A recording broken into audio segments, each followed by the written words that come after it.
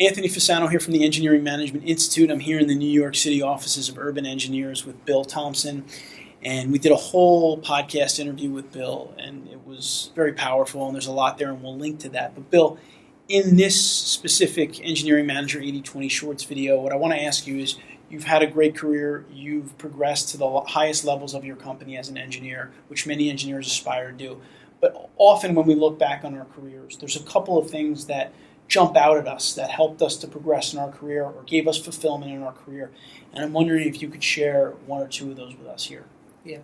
So, Anthony, certainly taking on the ownership of this company was a challenge for us, and also it was something that you had to take a chance on. Right. But we did it, and it was a great accomplishment. So we're very, very pleased to have done that.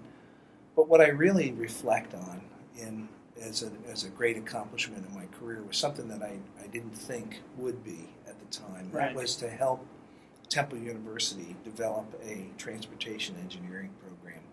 And it was I was called by the faculty to try to assist in teaching a transportation engineering program so the School of Engineering could become ABET accredited. Wow. And it wasn't just developing it takes time and the coursework and things like that. Right. But that was important. But really, it was important to know that in the future, I was affecting the lives of many, young civil engineers in the future that would be able to go to Temple, that may not be able to afford other schools at the time, but were able to become civil engineers and contribute to the profession today.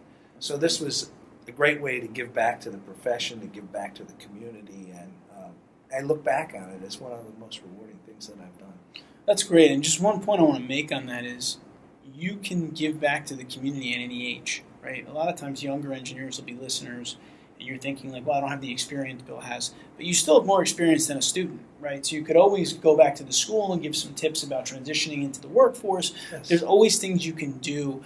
And oftentimes, as Bill said, those things can be very rewarding. And I mean, look at Bill's career. He thinks back to a couple things, and that's one of the things that really jumps out to him because he had that impact. So once again, Bill Thomsen, Urban Engineers. Bill, thanks again for sharing this with us. Thank you, Anthony.